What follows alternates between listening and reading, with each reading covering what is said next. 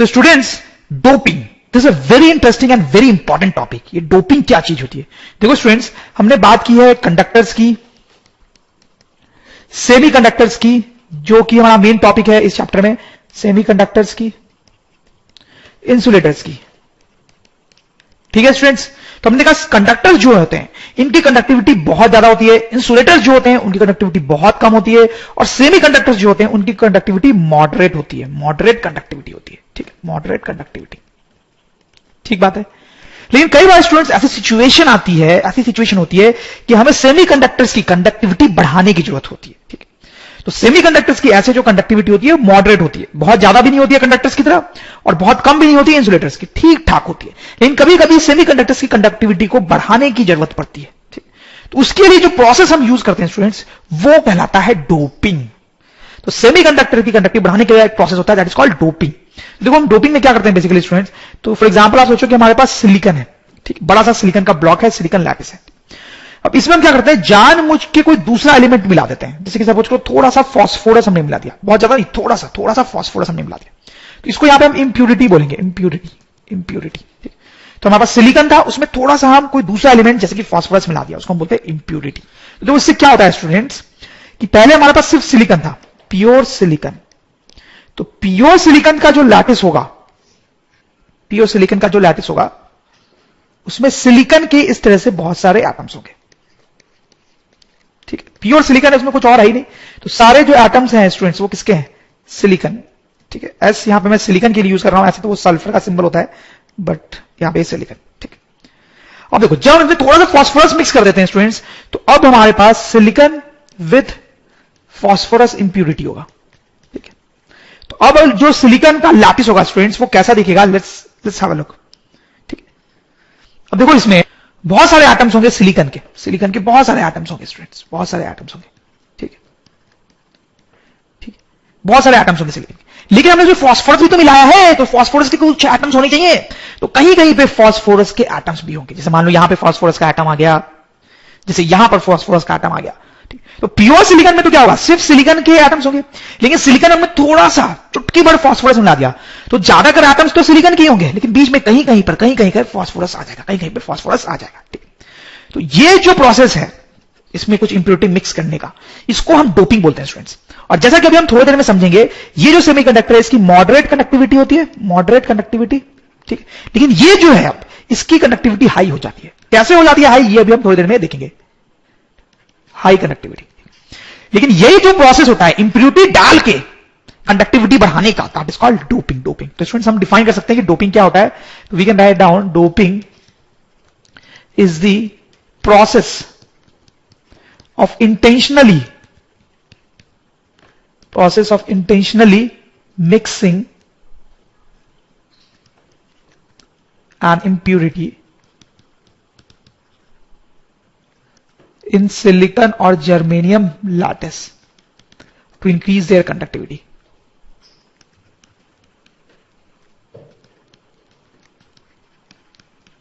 ठीक है स्टूडेंट्स, तो एक बार मैं पढ़ देता हूं, doping is the process of intentionally mixing an impurity in silicon और germanium lattice to increase their conductivity. तो ये जो प्रोसेस है इसी को हम डोपिंग बोलते हैं स्टूडेंट्स।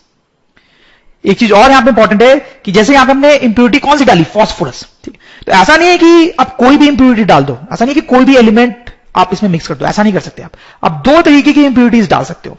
एक को हम बोलते हैं पेंटावेलेंट, दूसरे को हम बोलते हैं ट्राईवेलेंट। ठीक है, तो पेंटावेलेंट वैसे इंप्यूरिटीज होती है जिनकी वैलेंसी 5 होती है, वैलेंसी 5 होती है, जैसे कि आर्सेनिक हो गया, एंटीमोनी हो गया,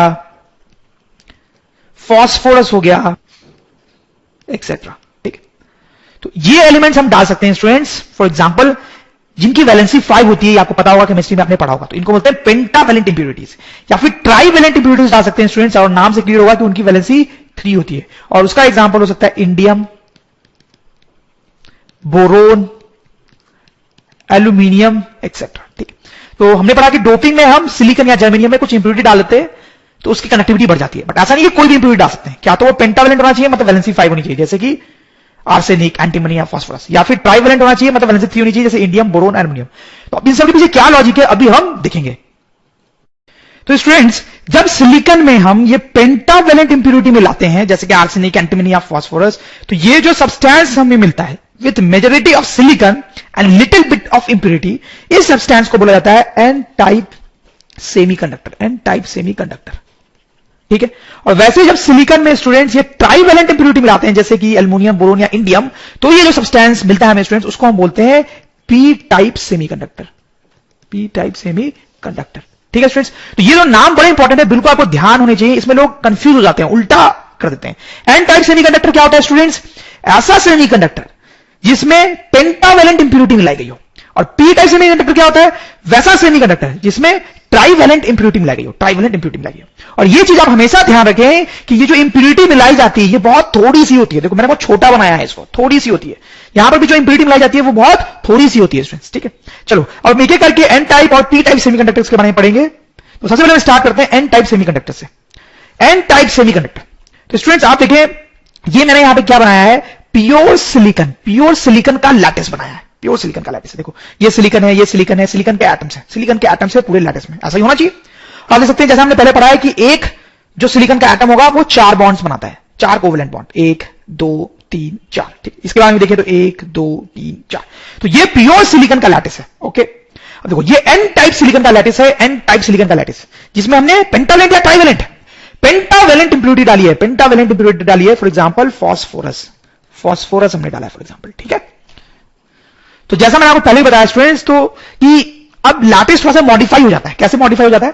पहले सिर्फ सिलिकॉन के एटम्स थे हर जगह पे, अब जब हम थोड़ा सा फास्फोरस डाल देते हैं सिलिकॉन के साथ, तो कहीं कहीं पे, जैसे आप यहां पे देखो, सिलिकॉन की जगह पे फास्फोरस एटम आ जाता है, कहीं कहीं पे सिलिकॉन एटम की जगह पे फास्फोरस एटम आ जाता है, जैसे यहां पे आ गया, यहां पे आ गया। लेकिन ये बस कहीं कहीं पर ही होगा।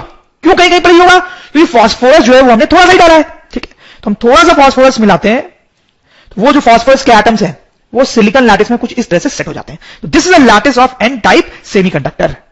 अब देखो स्टूडेंट्स, ये जो प्योर सिलिकॉन का लैटिस होता है इसके बारे में हम पहले भी पढ़ चुके हैं। तो इसमें इलेक्ट्रॉन्स, फ्री इलेक्ट्रॉन्स बेसिकली, और होल्स होते हैं, हमने पढ़ा है। कैसे होते हैं थोड़ा सा रिकॉल कर लें, आपको याद आ रहा है? थोड़ा सा जोर डालो दिमाग पे। याद आ रहा हो आपको, हमने पढ़ा था जेनरेशन नाम का एक प्रोसेस होता है स्टूडेंट्स। क्या होता है इस प्रोसेस में? देखो, जैसे अगर हम कोई सिलिकॉन एटम ले स्टूडेंट, तो उसके आउटर मोस्ट ऑर्बिट में 4 इलेक्ट्रॉन्स होते हैं, कुछ इस तरीके से 4 इलेक्ट्रॉन्स होते हैं इस तरीके से आउटर मोस्ट ऑर्बिट में, ठीक है। जब इनको थर्मल एनर्जी मिलती है, जब इन इलेक्ट्रॉन्स को थर्मल एनर्जी मिलती है, तो वो थर्मल एनर्जी लेके कुछ इलेक्ट्रॉन्स क्या हो जाते हैं? वो फ्री हो जाते हैं, बाहर चले जाते हैं, फ्री हो जाते हैं। और पीछे से क्या छोड़ जाते हैं? वो एक वैकेंसी, ठीक है, जिसको हम स्टूडेंट्स क्या बोलते हैं? होल। तो इस तरीके से फ्री इलेक्ट्रॉन्स और होल्स बनते हैं स्टूडेंट्स। इसी प्रोसेस को क्या बोलते हैं? जेनरेशन। और ये फ्री इलेक्ट्रॉन्स और होल्स जो है वो पूरे लैटिस में मस्त होकर घूम सकते हैं, इसलिए वो इलेक्ट्रिसिटी कंडक्ट करते हैं, ठीक है। तो जनरेशन में क्या होता है? थर्मल एनर्जी के कारण इक्वल होल्स और इलेक्ट्रॉन्स बनते हैं जो इलेक्ट्रिसिटी को कंडक्ट करते हैं, ठीक है। अब देखो, एन टाइप जो सेमीकंडक्टर है स्टूडेंट्स, उसमें क्या होता है? ये जो जनरेशन का प्रोसेस यहां चल रहा था, उसी तरीके से बिल्कुल वो यहां पर भी चलता है, ठीक है। जैसे मान लो यहां पे एक सिलिकॉन का एटम है, उसके बाउंड आउटर मोस्ट ऑर्बिट में 4 इलेक्ट्रॉन है। फिर से थर्मल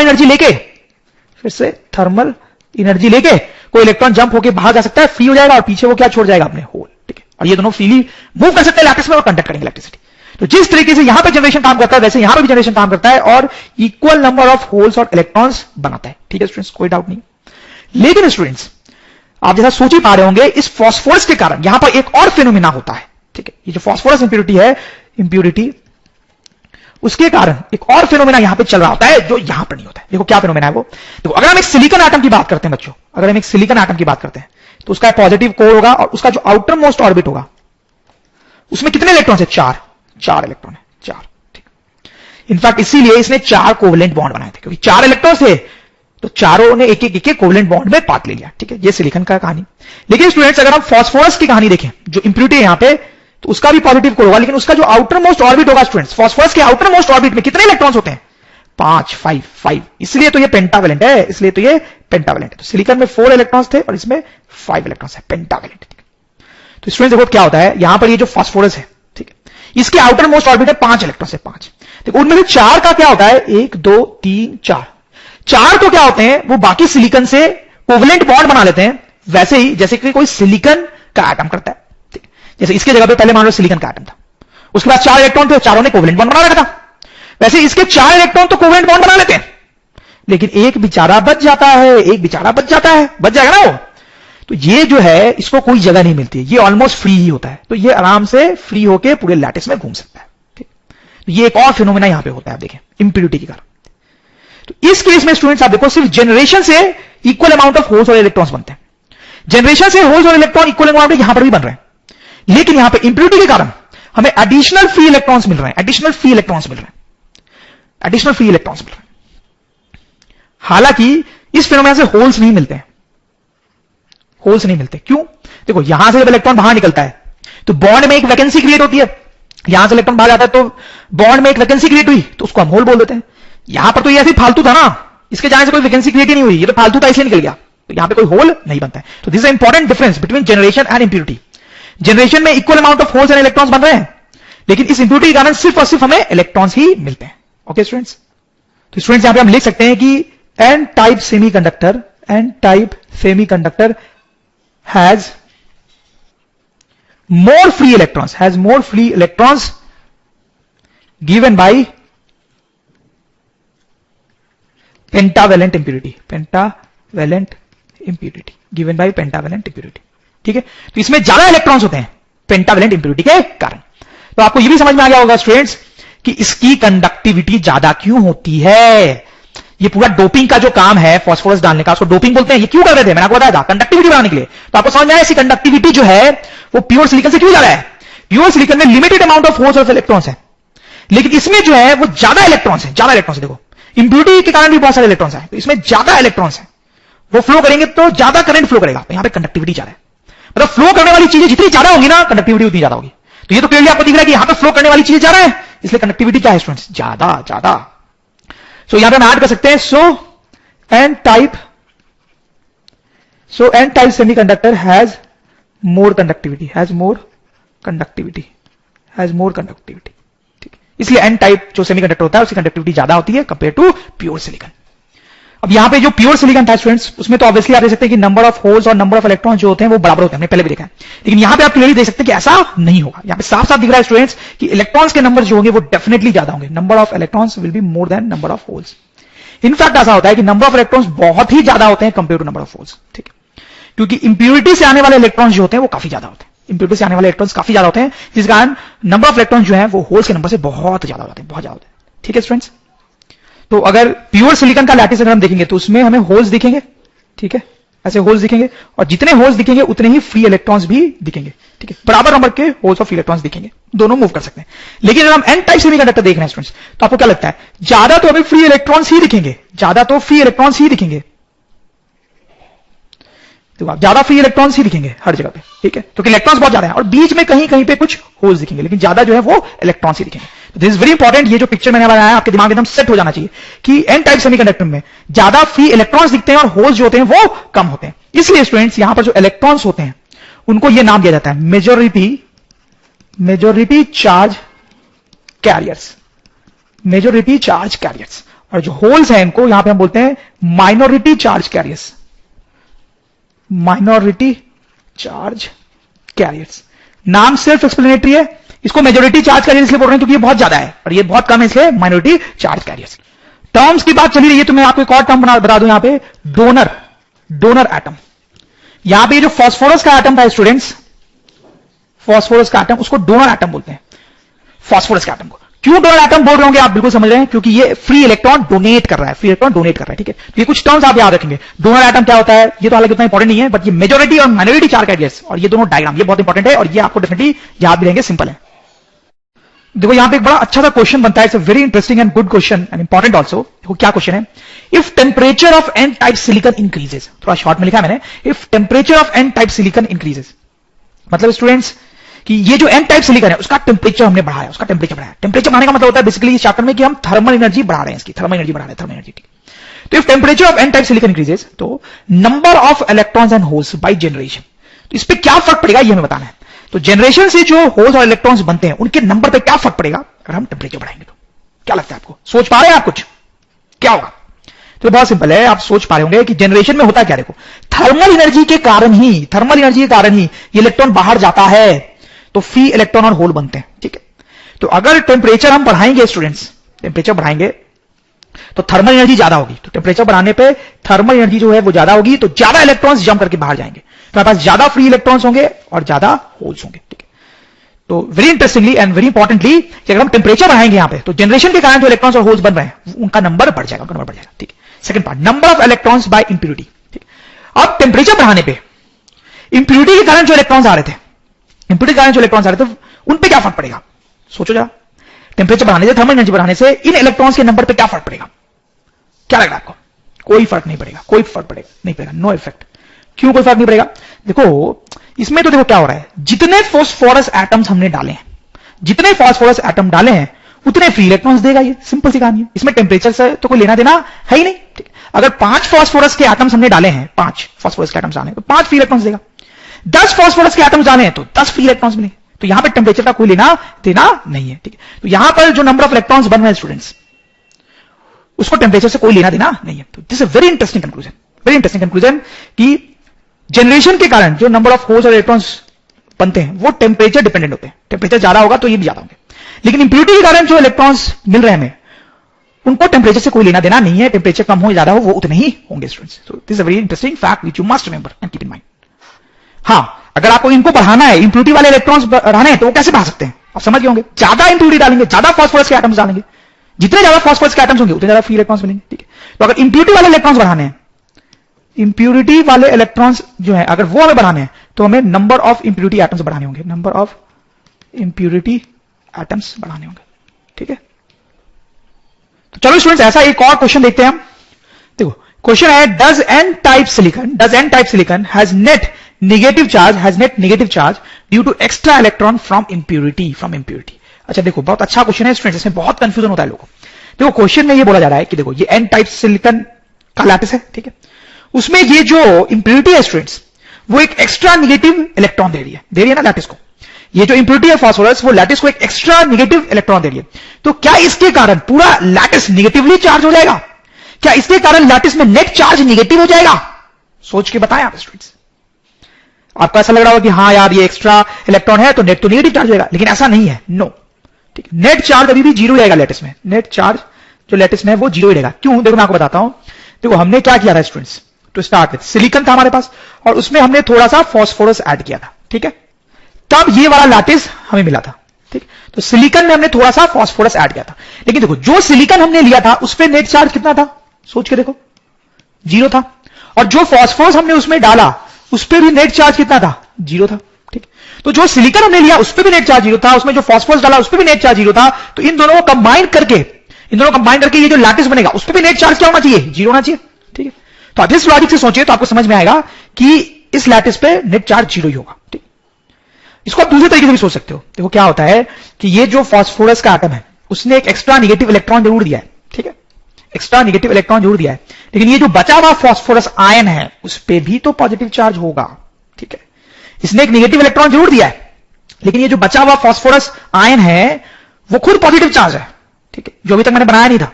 तो ये पॉजिटिव और ये नेगेटिव मिलकर नेट क्या हो गया, जीरो। जैसे मान लो ये फास्फोरस है, ठीक, तो ये एक एक्स्ट्रा फ्री इलेक्ट्रॉन देगा हमें जो नेगेटिवली चार्ज होगा, और तब इसका आयन जो बनेगा उस पर पॉजिटिव चार्ज आ गया होगा। तो नेट चार्ज अभी भी क्या होता है, जीरो ही होता है स्टूडेंट्स। तो ये क्वेश्चन कई बार एग्जाम में पूछा जाता है, हालांकि रीजन तो नहीं पूछा जाता है, बस ये पूछा जाता है कि क्या लैटिस पे नेगेटिव चार्ज होगा, तो आप बोलेंगे नहीं, नेट चार्ज क्या होगा, जीरो। तो स्टूडेंट्स ये हमने देखा एन टाइप सेमीकंडक्टर के बारे में। वैसे पी टाइप सेमीकंडक्टर भी होता है, उसको हम देखेंगे। तो हम क्या करने वाले हैं, जैसा यहां पर हमने प्योर सेमीकंडक्टर और एन टाइप सेमीकंडक्टर को कंपेयर किया था, अब हम क्या करेंगे, प्योर सेमीकंडक्टर और पी टाइप सेमीकंडक्टर को कंपेयर करेंगे। जैसे आप देखो पी टाइप सेमीकंडक्टर, तो प्योर सेमीकंडक्टर में वैसे ही होता है, जनरेशन के कारण फ्री इलेक्ट्रॉन्स और होल्स होते हैं। अब देखो पी टाइप सेमीकंडक्टर में क्या होता है कि इसमें जो इंप्यूरिटी के एटम्स होते हैं स्टूडेंट्स, इंप्यूरिटी के एटम्स होते हैं वो ट्राइवेलेंट होते हैं, ट्राइवेलेंट, जैसे कि एल्यूमिनियम, ठीक है, एल्यूमिनियम, ठीक, जिसके आउटर मोस्ट ऑर्बिट में क्या होता है students, 3 electrons, outer most orbit में सिर्फ 3 इलेक्ट्रॉन्स होते हैं। ठीक है, ठीक, तो अब क्या होगा कि सिलिकॉन लैटिस में कहीं कहीं पे एल्यूमिनियम के एटम्स आ जाएंगे, जहां पहले फास्फोरस के आ रहे थे एन टाइप में, वहां पे अब एल्यूमिनियम के आ जाएंगे। सही, आप समझ रहे होंगे ये बात तो बिल्कुल अच्छे से। ठीक है, और जिस तरह से जनरेशन के कारण इलेक्ट्रॉन्स होल्स यहां बन रहे हैं वैसे यहां पर भी बनेंगे, ठीक है, कोई नई बात नहीं है इसमें।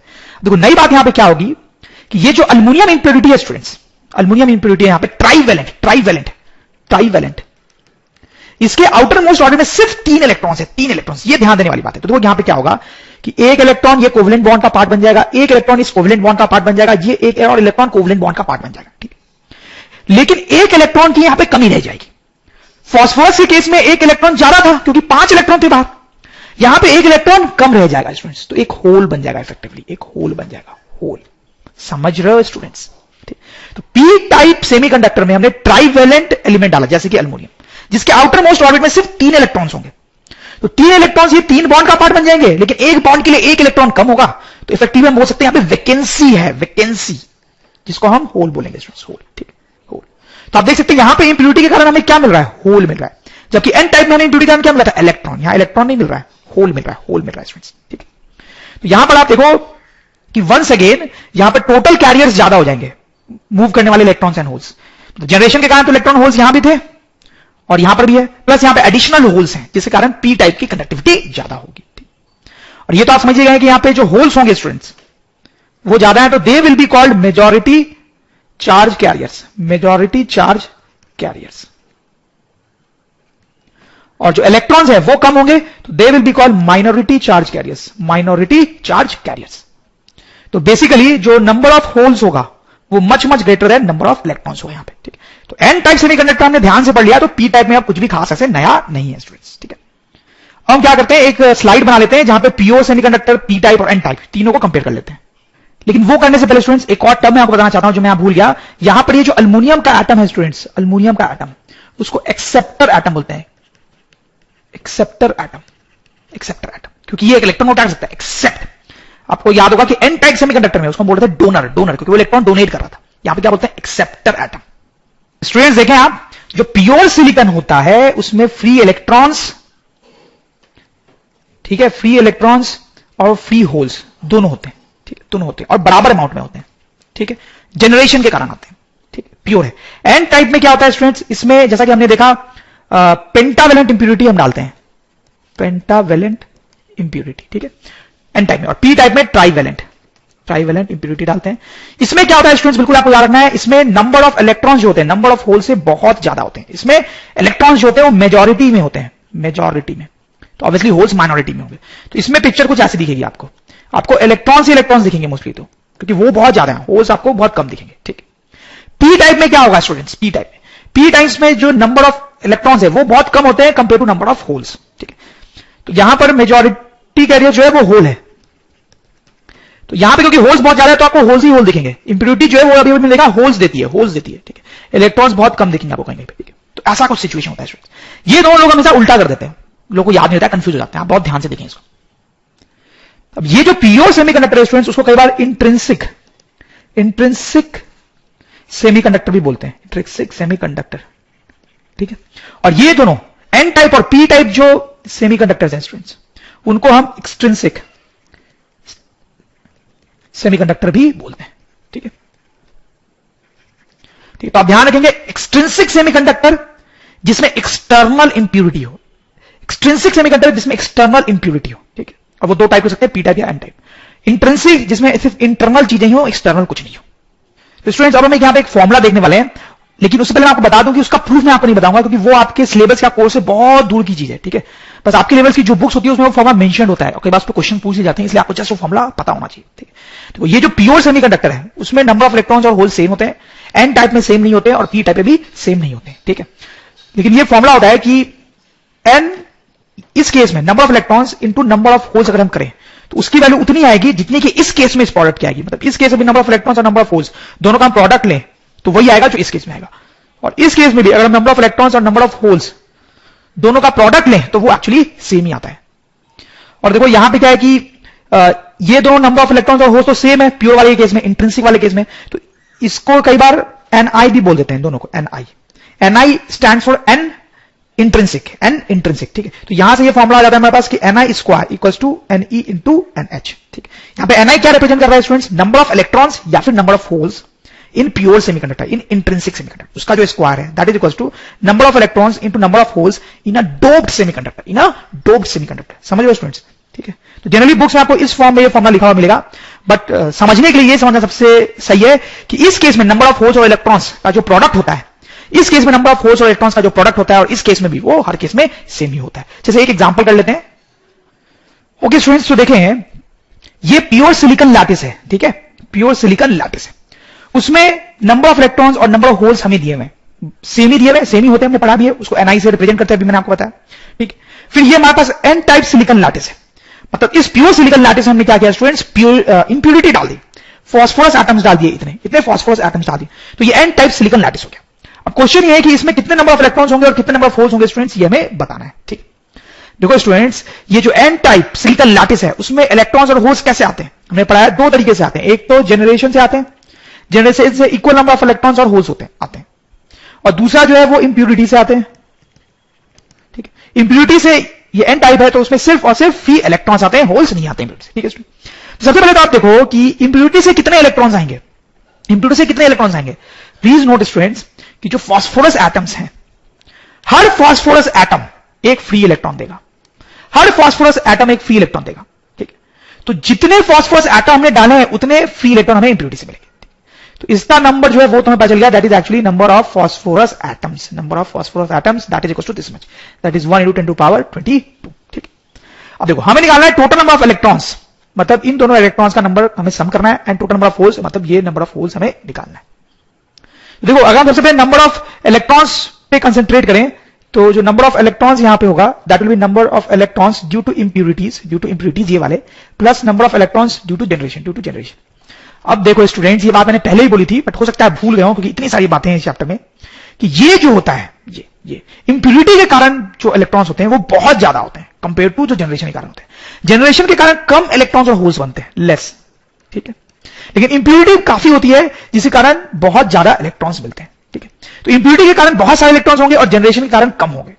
तो ये जो है ये बहुत लेस है और ये बहुत ज्यादा है। ये क्योंकि बहुत ज्यादा है स्टूडेंट, तो इसको हम इग्नोर कर सकते हैं, इसको इग्नोर कर सकते हैं, और ये हमारे पास जाएगा number of electrons due to impurity, और ये तो हम ऑलरेडी निकाल चुके हैं, दैट इज 1 × 10⁻²2। ठीक है, तो ये हमारे पास आ गया कि कितने नंबर ऑफ इलेक्ट्रॉन्स इस एन टाइप सिलिकॉन में होंगे। जितने फास्फोरस एटम्स हमने डाले हैं उतने इलेक्ट्रॉन्स तो सीधे सीधे वो हमें देगा, सीधे सीधे हमें देगा। ठीक है, जनरेशन से भी कुछ इलेक्ट्रॉन्स आएंगे लेकिन वो बहुत कम होंगे, तो अप्रोक्सीमेटली इतने ही नंबर ऑफ इलेक्ट्रॉन्स हमारे पास होंगे। ठीक है, तो नंबर ऑफ इलेक्ट्रॉन्स हमें पता चल गया, नंबर ऑफ इलेक्ट्रॉन्स हमें पता चल गया। ठीक, नंबर ऑफ होल्स हमें अभी भी पता करना है, तो उसके लिए अभी भी जो फॉर्मूला हमने पढ़ा वो लगा लेते हैं कि यहां पे नंबर ऑफ होल्स और इलेक्ट्रॉन्स का प्रोडक्ट मतलब Ni², और यहां पे जो प्रोडक्ट है वो सेम होता है। ठीक है, तो यहां Ni² जो है दैट विल बी 5 × 10⁻28 का स्क्वायर, Ne इज 1 × 10⁻22 और NH।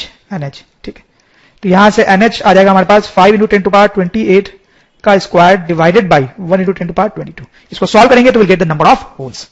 ठीक है, समझ में आया होगा आपको कि कैसे हमने ये यूज किया है। इस चैप्टर में बहुत कम इक्वेशंस होती हैं स्टूडेंट्स, तो दिस इज वन इक्वेशन जिसपे कुछ क्वेश्चंस आ सकते हैं।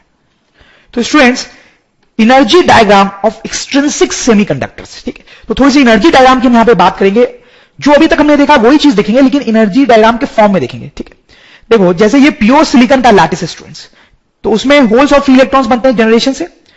अगर हम प्योर सिलिकॉन को देखेंगे तो उसमें इक्वल नंबर ऑफ होल्स और इलेक्ट्रॉन्स हमें दिखाई देते हैं, सही बात है। फिर ये N type silicon, N type silicon में क्या होता है वो भी हमने देखा है स्टूडेंट्स, कैसे डोनर एटम जो होता है वो फ्री इलेक्ट्रॉन देता है, और इसका जो लैटिस होगा उसमें हमें बहुत सारे इलेक्ट्रॉन्स दिखेंगे और होल्स बहुत कम दिखेंगे। पी टाइप में क्या होता है, एक्स्ट्रा होल्स होते हैं हमने देखा है, और इसके लैटिस में हमें बहुत सारे होल्स दिखेंगे स्टूडेंट्स, बहुत सारे होल्स दिखेंगे, इलेक्ट्रॉन्स कम दिखेंगे। ठीक है, अब देखो स्टूडेंट्स, इन सब के लिए, इस प्योर सिलिकॉन के लिए, एन टाइप सिलिकॉन के लिए और पी टाइप सिलिकॉन के लिए, इन सब के लिए हम एनर्जी डायग्राम बनाएंगे। ओके, तो देखिए आप स्टूडेंट, सबसे पहले हम प्योर सिलिकॉन के लिए एनर्जी डायग्राम बनाते हैं। उसमें कोई खास नई बात नहीं है, वो तो वही होगा जो हम पहले भी बना चुके हैं। तो ये कंडक्शन बैंड है उसका, और ये वैलेंस बैंड है, और ये उनके बीच में एनर्जी गैप, बैंड गैप। तो इसमें स्टूडेंट हमने देखा है कि कैसे इलेक्ट्रॉन्स रहते हैं 0 केल्विन पे सारे इलेक्ट्रॉन्स जो है वो वैलेंस बैंड में रहते हैं। ठीक है, वैलेंस बैंड में रहने का मतलब क्या है कि वो बाउंड रहते हैं स्टूडेंट्स, बाउंड रहते हैं। 0 केल्विन पे सारे इलेक्ट्रॉन्स जो है वो वैलेंस बैंड में रहते हैं, मतलब बाउंड रहते हैं। ठीक है, लेकिन जैसे जैसे हम टेम्परेचर बढ़ाते हैं, क्या होता है, इन इलेक्ट्रॉन्स को थर्मल एनर्जी मिलती है और कुछ इलेक्ट्रॉन्स जो है स्टूडेंट्स वो जंप करके ऊपर चले जाते हैं, कुछ इलेक्ट्रॉन्स जंप करके ऊपर चले जाते हैं, तो पीछे वो क्या छोड़ जाते हैं, होल होल होल। ठीक है स्टूडेंट्स, ऐसा ही होता है ना प्योर सिलिकॉन की एनर्जी डायग्राम में। ठीक है, अब यहां पर ये जो इलेक्ट्रॉन्स होते हैं वो इलेक्ट्रिसिटी कंडक्ट करते हैं और यहां पर जो होल्स होते हैं वो इलेक्ट्रिसिटी कंडक्ट करते हैं। ये चीज हमने देखी थी कि इलेक्ट्रॉन्स कंडक्शन बैंड वाले इलेक्ट्रिसिटी कंडक्ट करते हैं और होल्स जो होते हैं स्टूडेंट्स वैलेंस बैंड वाले वो इलेक्ट्रिसिटी कंडक्ट करते हैं। सही बात है, ओके। इसमें कोई नई चीज नहीं है, ये हम पहले अच्छे से देख चुके हैं। यहां पर देखो स्टूडेंट्स क्या होता है, अच्छा ये जो इलेक्ट्रॉन जंप होकर ऊपर जा रहा है बेसिकली, तो ये जो फिनोमेना है वो एक्चुअली जनरेशन है जो यहां पर हो रहा है। ठीक है, यहां पे क्या होता है, इलेक्ट्रॉन एनर्जी लेके फ्री हो जाता है और एक होल भी पीछे छोड़ देता है, वही हुआ है यहां पे। इलेक्ट्रॉन जो है वो एनर्जी लेके ऊपर जंप कर गया है तो ये फ्री हो गया है और पीछे होल भी छोड़ गया। ठीक है, तो ये जनरेशन वाले फिनोमेना को जो हम यहां पे लैटिस में देख रहे हैं उसी को हम यहां पे एनर्जी डायग्राम में दिखा रहे हैं। ठीक है, अब देखो स्टूडेंट्स, ये एन टाइप सिलिकॉन की बात करते हैं। ओके, तो इसमें भी ये जो फिनोमेना हुआ है जनरेशन वाला वो यहां पर भी होता है बिल्कुल। ठीक है, तो इनिशियली सारे इलेक्ट्रॉन्स जो है वो यहां रहते हैं 0 केल्विन पे, टेम्परेचर बढ़ाने पे इलेक्ट्रॉन्स क्या हो जाते हैं, कुछ जंप कर जाते हैं, पीछे होल छोड़ जाते हैं, पीछे होल छोड़ जाते हैं। ठीक है, ये जनरेशन है। ठीक है, ये इलेक्ट्रॉन्स इलेक्ट्रिसिटी कनेक्ट करेंगे और ये होल्स इलेक्ट्रिसिटी कनेक्ट करेंगे। ठीक है, तो ये जो हमने बनाया वो तो इस ऑरेंज में जो हमने फिनोमेना बनाया उसको रिप्रेजेंट करता है, जनरेशन को। लेकिन ये जो फ्री इलेक्ट्रॉन हमें मिल रहा है, ये जो फ्री इलेक्ट्रॉन मिल रहा है हमें फॉस्फोरस एटम से, पेंटावैलेंट एटम से, उसको एनर्जी डायग्राम देखो कैसे रिप्रेजेंट करते हैं students, that is what I want to tell you. देखो उसके लिए हम बोलते हैं कि जब हम ये इंप्यूरिटी डाल देते हैं, ये फॉस्फोरस वाली इंप्यूरिटी हम जब डालते हैं, पेंटावैलेंट इंप्यूरिटी जब हम डालते हैं, तो यहां पर कंडक्शन बैंड के नीचे एक न्यू एनर्जी लेवल क्रिएट होता है। कंडक्शन बैंड के जस्ट थोड़े नीचे एक न्यू एनर्जी लेवल क्रिएट होता है जिसको बोलते हैं ईडी। ये D stands for donor, D stands for donor. ठीक है, तो ये फॉस्फोरस के जो इलेक्ट्रॉन्स होते हैं स्टूडेंट्स, पांचवां जो इलेक्ट्रॉन है, फास्फोरस का जो पांचवां इलेक्ट्रॉन है, हर फास्फोरस का जो पांचवां इलेक्ट्रॉन है वो इस ईडी में रिसाइड करता है, इस ईडी में रिसाइड करता है। ठीक है, अब क्योंकि ईडी और कंडक्शन बैंड बिल्कुल पास पास होते हैं तो ये इलेक्ट्रॉन्स बहुत आसानी से जंप करके ऊपर चले जाते हैं, बहुत आसानी से जंप करके ऊपर चले जाते हैं। तो बहुत सारे इलेक्ट्रॉन्स हो जाते हैं कंडक्शन बैंड में, बहुत सारे इलेक्ट्रॉन्स हो जाते हैं कंडक्शन बैंड। ठीक है, तो ये वाला जो फिनोमेना था यहां पे, ये फास्फोरस वाला, पेंटावैलेंट वाला, उसको कुछ इस तरह से रिप्रेजेंट करते हैं कि एक नया एनर्जी लेवल बन जाता है ईडी फास्फोरस या कोई भी पेंटावैलेंट ऐड करने से, और उसके इलेक्ट्रॉन्स इसमें होते हैं बहुत पास होने के, कंडक्शन बैंड के बहुत पास होने के कारण वो आसानी से जंप करके कंडक्शन बैंड में चले जाते हैं। समझ रहे हो अपनी बात स्टूडेंट्स? अब देखो इसमें क्या होता है, फिर ये जो जनरेशन वाला फिनोमेना है वो तो वैसे ही होता है जैसा अभी तक हम देखते आ रहे हैं, वैसे रिप्रेजेंट करते हैं उसको।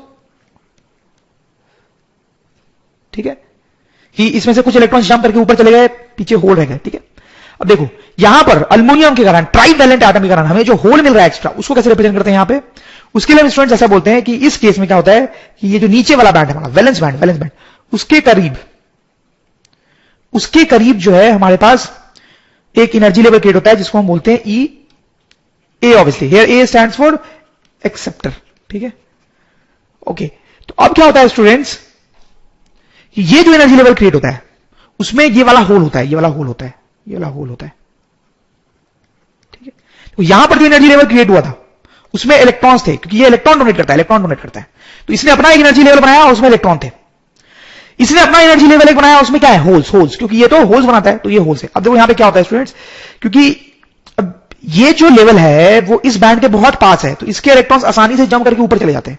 ये जो इलेक्ट्रॉन है आसानी से जंप करके इसमें आ जाएगा, ये जो इलेक्ट्रॉन है आसानी से जंप करके इसमें आ जाते हैं। ठीक है, आसानी से जंप करके ऊपर चले जाते हैं तो इसमें और होल्स बन जाते हैं, और होल्स बन जाते हैं। ठीक, यहां पे होल्स आए थे, ये इलेक्ट्रॉन जंप करके उसमें चले गए तो यहां पे और होल्स हो गए।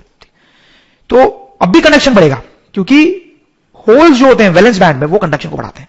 यहां पे इलेक्ट्रॉन्स बढ़े थे कंडक्शन बैंड में, जिससे कंडक्शन बढ़ा, कंडक्टिविटी बढ़ी। इसमें होल्स बढ़ते हैं वैलेंस बैंड में, जिससे कंडक्टिविटी बढ़ती है। ठीक है, होल्स बढ़ते हैं वैलेंस बैंड में। तो आप देख सकते हैं स्टूडेंट्स यहां पे क्या हुआ है, this is a very interesting thing. तो students now we move to a very important part of this chapter, that is called PN junction. ये पीएन जंक्शन क्या होता है स्टूडेंट्स? देखो हमने पढ़ा है कि पी टाइप सेमीकंडक्टर होता है, और एन टाइप सेमीकंडक्टर होता है, सही है ना?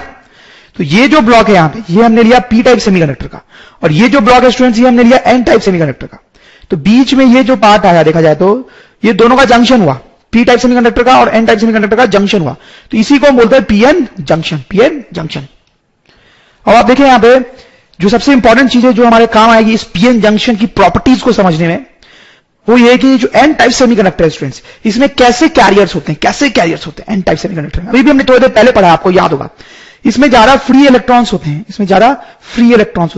इसमें आप जब देखोगे तो इलेक्ट्रॉन्स ही इलेक्ट्रॉन्स दिखेंगे आपको, ज्यादा फ्री इलेक्ट्रॉन्स होते हैं। हाँ, लेकिन कहीं कहीं पे थोड़े से होल भी आपको दिख सकते हैं, ज्यादा तो इलेक्ट्रॉन ही दिखेंगे, लेकिन कहीं कहीं पे कुछ कुछ होल्स भी होंगे। तो यहां पे जो इलेक्ट्रॉन्स है दे आर मेजॉरिटी कैरियर्स, और ये जो होल है दैट इज माइनॉरिटी कैरियर।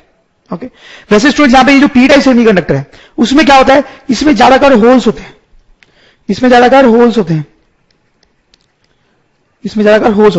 कहीं कहीं पर इसमें इलेक्ट्रॉन हो सकते हैं, थोड़े से कहीं कहीं पर इलेक्ट्रॉन्स हो सकते हैं। तो this is very important students कि जो एन टाइप सेमीकंडक्टर है उसमें ज्यादातर इलेक्ट्रॉन्स होते हैं फ्री, होल्स बहुत कम होते हैं।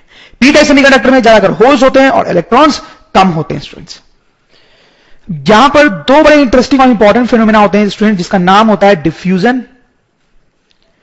And drift. ये दो बड़े इंपॉर्टेंट फिनोमेनाज होते हैं यहां पे पीएन जंक्शन में, तो यही देखना हमारा एम है। तो सबसे पहले स्टार्ट करेंगे हम स्टूडेंट्स डिफ्यूजन से।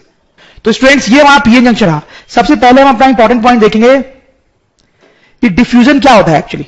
तो डिफ्यूजन एज सच क्या होता है ये तो आपको पता ही है, केमिस्ट्री वगैरह में भी डिफ्यूजन बहुत पढ़ते हैं। डिफ्यूजन का मतलब होता है कि कोई चीज हाई कंसंट्रेशन से लो कंसंट्रेशन की तरफ मूव करे, कोई चीज हाई कंसंट्रेशन से लो कंसंट्रेशन की तरफ जब मूव करती है तो उसको हम डिफ्यूजन बोलते हैं स्टूडेंट्स। तो यहां पर ऐसा कुछ लग रहा है क्या आपको कि डिफ्यूजन किसी चीज का हो सकता है? बिल्कुल। अब देखो स्टूडेंट्स यहां पर बहुत ज्यादा होल्स हैं, यानी होल्स का हाई कंसंट्रेशन है, यहां पे होल्स बहुत ज्यादा है, होल्स का हाई कंसंट्रेशन है। लेकिन यहां पे होल्स बहुत ज्यादा है क्या? नहीं, देखो बस बहुत कम होल्स है। तो यहां पर होल्स हाई कंसंट्रेशन में और यहां पर होल्स लो कंसंट्रेशन में। तो क्या होगा कि होल्स जो है स्टूडेंट वो इधर की तरफ मूव करेंगे, होल्स, ठीक, हाई कंसंट्रेशन से लो कंसंट्रेशन की तरफ। वैसे इलेक्ट्रॉन्स यहां पे बहुत ज्यादा है, हाई कंसंट्रेशन में है, और यहां पर कम है स्टूडेंट्स। तो इलेक्ट्रॉन्स जो है वो इस तरीके से मूव करेंगे, हाई कंसंट्रेशन से लो कंसंट्रेशन की तरफ, ठीक, समझ लो। This process is diffusion. ये होल का इधर मूव करना हाई कंसंट्रेशन से लो की तरफ, दैट इज डिफ्यूजन, और साथ ही साथ इलेक्ट्रॉन का भी ऐसे मूव करना, दैट इज डिफ्यूजन। फिर दूसरी चीज जो कि बहुत सिंपल है, आप डेफिनेटली आप समझ रहे होंगे कि ऐसा हो रहा है कि जब होल्स इधर की तरफ जा रहे हैं, मतलब पॉजिटिव चार्ज इधर की तरफ जा रहा है, ठीक है ना, होल्स इधर की तरफ जा रहे हैं मतलब पॉजिटिव चार्ज इधर की तरफ जा रहा है, तो हम बोल सकते हैं कि इधर की तरफ हमारे पास करंट है, इधर की तरफ हमारे पास करंट है, current due to flow of holes, ठीक है। और इलेक्ट्रॉन्स लेफ्ट की तरफ जा रहे हैं, तो उसके कारण करंट किधर होगा स्टूडेंट्स? जब नेगेटिव चार्ज फ्लो करता है तो करंट उसी कारण अपोजिट डायरेक्शन में होता है, तो this will be my current due to electron, ठीक है स्टूडेंट्स। तो इंटरेस्टिंग बात यहां पर यह है स्टूडेंट्स कि होल और इलेक्ट्रॉन अपोजिट डायरेक्शन में मूव कर रहे हैं, लेकिन दोनों के कारण जो करंट है वो सेम ही डायरेक्शन में। होल्स की मूवमेंट के कारण भी करंट राइट की तरफ है, इलेक्ट्रॉन्स की मूवमेंट के कारण भी करंट जो है वो राइट की तरफ है, ठीक है।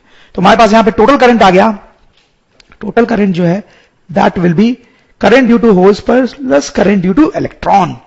और ये जो टोटल करंट है students, this is called I diffusion या डिफ्यूजन करंट, ठीक है। क्यों इसको डिफ्यूजन करंट बोल रहे हैं? क्योंकि चार्जेस जब डिफ्यूज हो रहे हैं, होल्स और इलेक्ट्रॉन्स जब डिफ्यूज हो रहे हैं तो ये करंट फ्लो कर रहा है, इसलिए इसको बोलते हैं diffusion current. This is sum of current due to holes and current due to electron. देखो अब अगला पॉइंट देखते हैं स्टूडेंट्स। ऐसे एक एक करके मैं आपको बहुत सारे इंपॉर्टेंट पॉइंट्स बताते जाऊंगा और लास्ट में हम पूरी एक समरी देखेंगे। तो अब देखिए यहां पे स्टूडेंट्स कि जब ये होल राइट की तरफ जा रहा है, होल जब राइट की तरफ जा रहा है तो क्या होगा? होल राइट की तरफ गया तो सपोज ये जो होल है वो राइट की तरफ गया तो वो इलेक्ट्रॉन से मिलेगा, ठीक है, क्योंकि यहां पे तो बहुत सारे इलेक्ट्रॉन्स हैं, भरमार है इलेक्ट्रॉन्स की। तो जब ये होल इधर की तरफ गया तो वो इलेक्ट्रॉन से मिलेगा, ठीक है। उसी तरह स्टूडेंट्स जब ये इलेक्ट्रॉन इधर आएगा तो वो होल से मिल सकता है, ठीक है। तो जब होल राइट की तरफ जा रहा है तो वो इलेक्ट्रॉन से मिलेगा, और जब इलेक्ट्रॉन लेफ्ट की तरफ जा रहा है ध्यान दें तो वो होल से मिलेगा, ठीक है। तो होल और इलेक्ट्रॉन मिलते हैं तो क्या होता है स्टूडेंट्स? होल और इलेक्ट्रॉन मिलते हैं तो क्या होता है? रिकॉम्बिनेशन, ठीक है, रिकॉम्बिनेशन होता है। और होल और इलेक्ट्रॉन जो होते हैं वो मर जाते हैं, वो डिस्ट्रॉय कर देते हैं एक दूसरे को, ठीक है। तो यहां पर वही होगा स्टूडेंट्स, होल इधर आएगा, इलेक्ट्रॉन इधर आएगा, दोनों मिलकर एक दूसरे को डिस्ट्रॉय करेंगे यहां पे। तो उसके कारण स्टूडेंट्स क्या होगा कि यहां आसपास के जितने भी होल होंगे, जंक्शन के पास के जितने भी होल होंगे वो इधर मूव कर गए होंगे, ठीक है, और डिस्ट्रॉय हो गए होंगे। वैसे यहां के जितने भी इलेक्ट्रॉन्स हैं वो इधर मूव हो गए होंगे और डिस्ट्रॉय होंगे। तो हमारे पास बेसिकली क्या होगा कि ये वाला यहां पे जो रीजन है और ये वाला यहां पे जो रीजन है, ठीक है, कुछ इतना रीजन, इसमें से जो एक्स्ट्रा होल्स और इलेक्ट्रॉन्स है वो ऑलमोस्ट खत्म टाइप से हो गए होंगे। मतलब ये जो दो स्ट्रिप्स बनाई मैंने यहां पे स्टूडेंट्स, उसमें देखो उसमें एक्सेस में होल्स और इलेक्ट्रॉन्स थे, लेकिन वो एक इधर उधर मूव करके उसको डिस्ट्रॉय कर चुके हैं, इसलिए यहां पे वो बहुत कम हो जाएंगे या खत्म हो जाएंगे, बहुत कम हो जाएंगे। तो स्टूडेंट्स हम लिख सकते हैं यहां पे कि holes and electrons near the junction destroy each other ठीक है। तो ये जो एंड है स्टूडेंट्स, उसको मैं ए बोल रहा हूं और ये जो एंड है उसको बी बोल रहा हूं। तो ये ए से बी वाला जो रीजन होता है उसको एक स्पेशल नाम दिया जाता है students, that is called depletion region. A से बी वाला ये जो रीजन होता है स्टूडेंट्स, उसको बोलते हैं डिप्लीशन रीजन। तो डिप्लीशन वर्ड का क्या मतलब होता है? डिप्लीशन वर्ड का मतलब होता है कि किसी चीज का नहीं होना, वहां पे किसी चीज का नहीं होना। तो देखो यहां पे पहले मेजॉरिटी चार्ज कार्य था होल, यहां पे पहले मेजॉरिटी चार्ज कार्य था इलेक्ट्रॉन, और वो यहां पर नहीं है, इसलिए ये जो रीजन है उसको बोलते हैं डिप्लीशन रीजन। इसको डिप्लीशन रीजन बोलते हैं as it is depleted of charge carriers. यहां पे होल्स और इलेक्ट्रॉन्स जो थे उससे ये डिप्लीटेड हो गया, वो यहां पे नहीं है, इसलिए इसको हम डिप्लीशन रीजन बोलते हैं।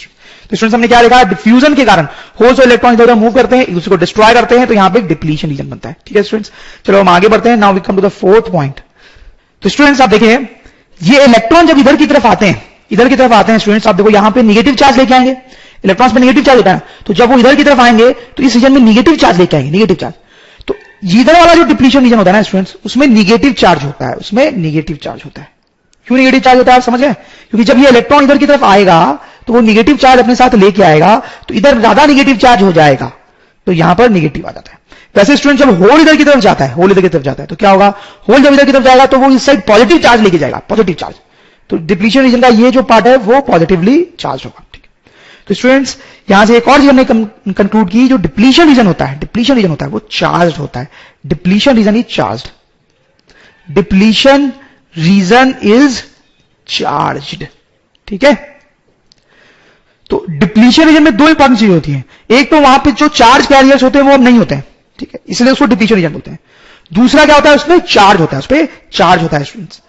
आधा पार्ट उसका निगेटिवली चार्ज होता है और दूसरा आधा पार्ट उसका पॉजिटिवली चार्ज होता है। तो ये आप याद रखेंगे स्टूडेंट्स, में लोग कंफ्यूज होते हैं कि पी वाला जो पार्ट होता है, पी वाले पार्ट में जो डिप्लीशन रीजन होता है वो निगेटिवली चार्ज होता है, एन वाले पार्ट में जो डिप्लीशन रीजन है वो पॉजिटिवली चार्ज होता है। ठीक है, now the next thing is students electric field. देखो अब तो आप समझ जाएंगे, बहुत सिंपल है। यहां पे पॉजिटिव चार्ज है और यहां पे नेगेटिव चार्ज है, तो इस पॉजिटिव और नेगेटिव चार्ज के कारण इलेक्ट्रोस्टैटिक या इलेक्ट्रिक फील्ड बनती है, इस डिप्लीशन रीजन में। ठीक है, और इलेक्ट्रिक फील्ड आपको पता है कि पॉजिटिव चार्ज से नेगेटिव चार्ज की तरफ बनती है, तो इस डिप्लीशन रीजन में इस तरीके से इलेक्ट्रिक फील्ड हो जाती है, इलेक्ट्रिक फील्ड। तो आप देख सकते हैं डिप्लीशन रीजन कितना इंटरेस्टिंग होता है, उसमें बहुत सारी चीज होती है। जैसा हमने देखा रिकॉम्बिनेशन के कारण वो डिप्लीटेड और चार्ज हो जाता है। ठीक है, डिप्लीशन रीजन चार्ज होता है और चार्ज होता है तो वहां पे इलेक्ट्रिक फील्ड भी होती है। इलेक्ट्रिक फील्ड एग्जिस्ट्स इन डिप्लीशन रीजन जो है उसमें electric field, electrostatic field exist करती है। ठीक है, और आप स्टूडेंट देखिए, अगर वहां पे इलेक्ट्रिक फील्ड होगी तो पोटेंशियल भी होगा। तो यहां पे डिप्लीशन रीजन में जब हम मूव करेंगे तो पोटेंशियल भी वेरी करेगा। कैसे करेगा? Let's have a look. देखो इस तरीके से यहां इलेक्ट्रिक फील्ड है, ठीक है, इस तरह से इलेक्ट्रिक फील्ड है। ठीक, तो हमें पता है कि जब हम इलेक्ट्रिक फील्ड के अपोजिट डायरेक्शन में जाते हैं तो पोटेंशियल क्या होता है? बढ़ता है। तो देखो यहां पे पोटेंशियल का ग्राफ कुछ ऐसा बनेगा स्टूडेंट्स, इस तरीके से, कुछ इस तरीके से। इधर से हम मूव कर रहे हैं, राइट की तरफ, तो इलेक्ट्रिक फील्ड के अपोजिट डायरेक्शन में मूव कर रहे हैं, और इलेक्ट्रिक फील्ड के अपोजिट डायरेक्शन में जब मूव करते हैं तो पोटेंशियल क्या होता है? बढ़ता है। तो इलेक्ट्रिक फील्ड के हम अपोजिट डायरेक्शन में मूव कर रहे हैं तो पोटेंशियल जो है वो बढ़ेगा स्टूडेंट्स, ठीक है, वेरी इंटरेस्टिंग। देखो कितनी सारी चीजें हो रही होती है डिप्लीशन रीजन में, छोटा सा होता है डिप्लीशन रीजन, बहुत सारी चीजें होती है उसमें इलेक्ट्रिक फील्ड होती है, इसलिए पोटेंशियल भी होगा उसके क्रॉस। और ये जो पोटेंशियल डिफरेंस होता है ना यहां पे, ठीक है, ये जो पोटेंशियल डिफरेंस है यहां पे, इसको हम बोलते हैं पोटेंशियल बैरियर। ठीक है, तो potential barrier exists across depletion region. तो आगे बढ़ने से पहले स्टूडेंट्स हम क्या करते हैं, इन डायग्राम्स को थोड़ा नीचे शिफ्ट कर लेते हैं, जिससे हमें थोड़ा सा स्पेस मिल जाएगा और डिस्कशन करना थोड़ा आसान हो जाएगा। ठीक है, तो let's move to the seventh point.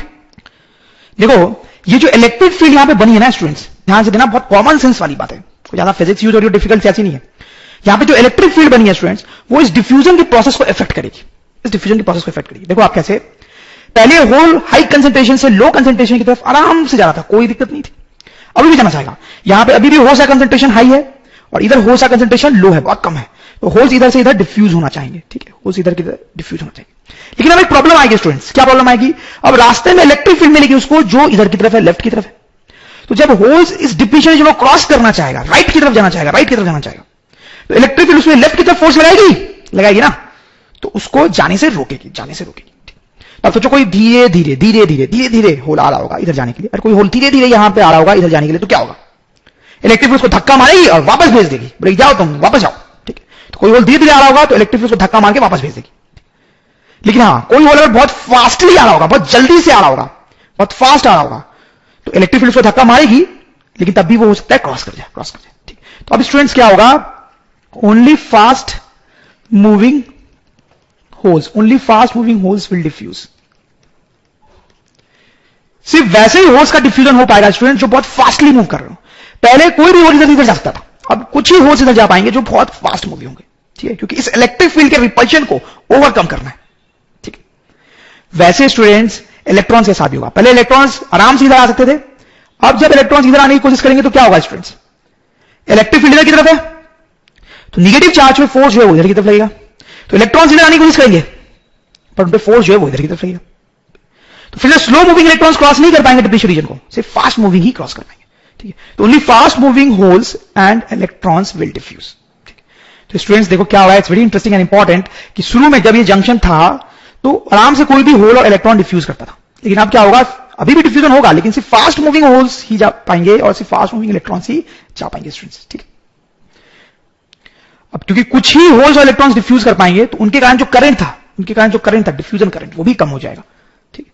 I diffusion जो है वो डिक्रीज हो जाएगा, दिस इज इंपॉर्टेंट, ठीक है। डिप्लीशन रीजन बनने के बाद जो डिफ्यूजन करंट है वो डिक्रीज हो जाता है स्टूडेंट्स, ठीक।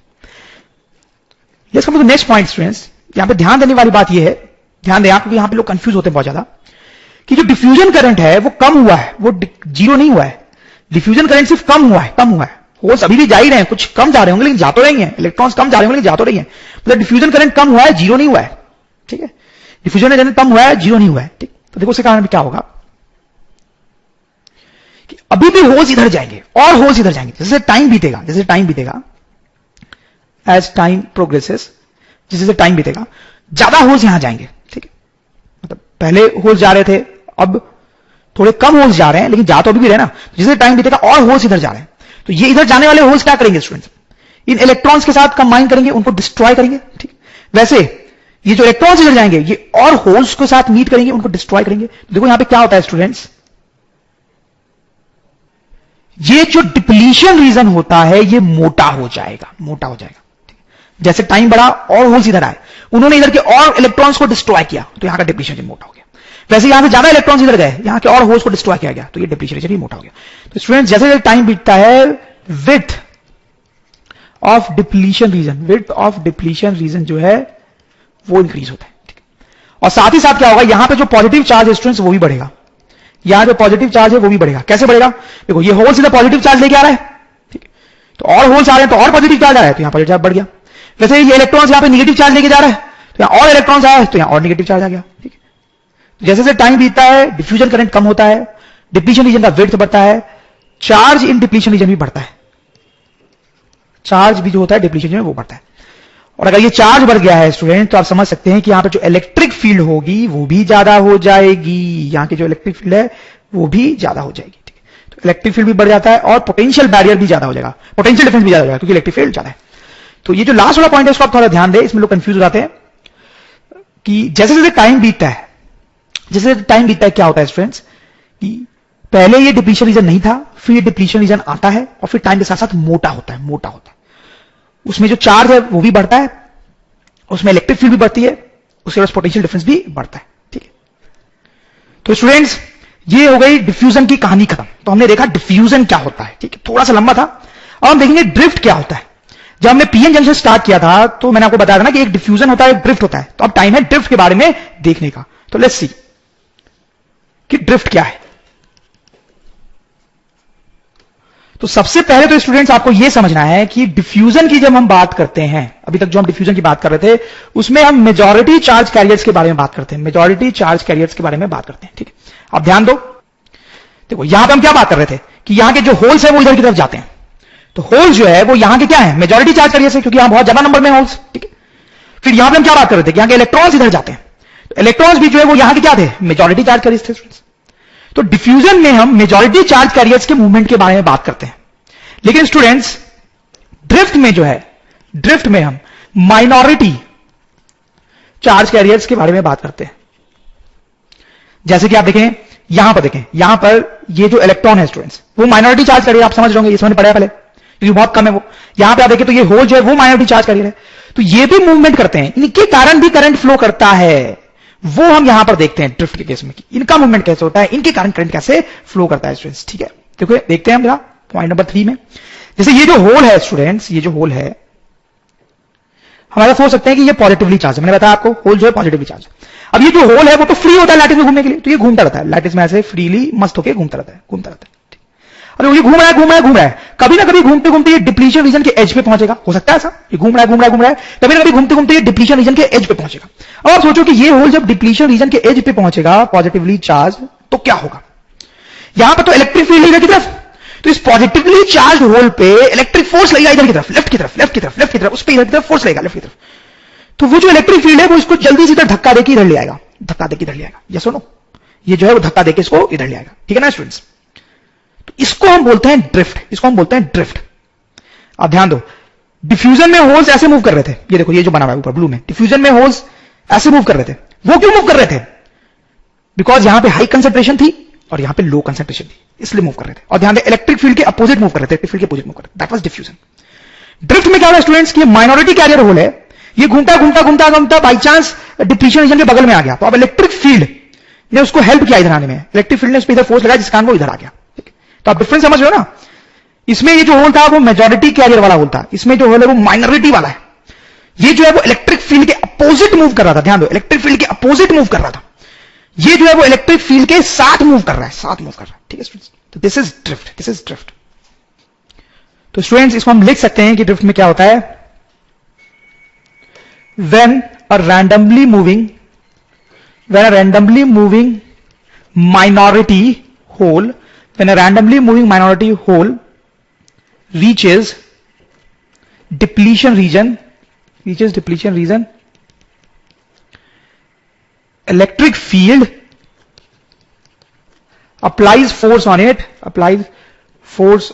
it and drifts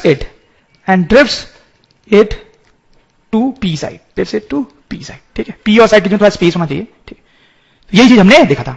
अब वैसा ही जो है स्टूडेंट्स इस इलेक्ट्रॉन के साथ भी होगा, वैसा ही जो है वो इस इलेक्ट्रॉन के साथ भी होगा। देखो ये जो इलेक्ट्रॉन है वो तो ऑब्वियसली नेगेटिव चार्ज है, ये भी रैंडम मोशन कर रहा है, रैंडम मोशन करते करते मान लो कभी यहां पहुंच गया डिप्लीशन रीजन के एज पे, तो क्या होगा, इलेक्ट्रिक फील्ड का फोर्स इसको राइट की तरफ लेगा और वो इसको इधर की तरफ पुश कर देगा, इधर की तरफ पुश कर देगा। ठीक, तो हम लिख सकते हैं कि इलेक्ट्रॉन के साथ भी ऐसा ही होता है, same happens with electron on P side, ठीक है।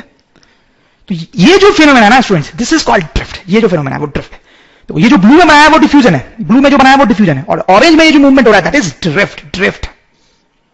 अब क्योंकि ये जो चार्ज है वो मूव कर रहे हैं तो उनके कारण करंट भी होगा, देखते हैं कैसे करंट है उनके कारण।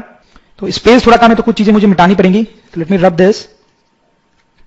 रब दिस ऑल्सो, डिफ्यूजन वाली चीजें रब कर देते हैं, उसकी क्या जरूरत है। ठीक है, अब देखो स्टूडेंट्स ये जो होल है, होल ध्यान देंगे आप, होल पे होल जो है वो इधर की तरफ आया तो इसके कारण करंट भी इधर की तरफ आया, तो that is current due to hole. ठीक है, इलेक्ट्रॉन इधर आया तो वो तो नेगेटिव चार्ज होता है इलेक्ट्रॉन पे, तो करंट उसके अपोजिट डायरेक्शन में होगा, this is current due to electron. ठीक है, तो आप देख सकते हैं होल के कारण भी करंट इधर ही है और इलेक्ट्रॉन के कारण भी करंट इधर ही है। तो हम लिख सकते हैं I total due to drift, या I drift simply is equal to I plus I H. ठीक है, और ये जो करंट फ्लो कर रहा है that is called drift current. तो आप ध्यान दे सकते हैं कि जो डिफ्यूजन करंट था वो राइट की तरफ था, ध्यान दो, डिफ्यूजन करंट जो है वो राइट की तरफ था, ध्यान दो, डिफ्यूजन करंट राइट की तरफ था, और जो ड्रिफ्ट करंट है वो लेफ्ट की तरफ है। ठीक, तो चाहता हूं लिख भी सकते हो यहां पे कि जो डिफ्यूजन करंट था, डिफ्यूजन करंट वो किधर से फ्लो कर रहा था, P2N, P से। ठीक है, और ये जो ड्रिफ्ट करंट है वो कैसे फ्लो कर रहा है students? N to P, N to P, N to P, ठीक है।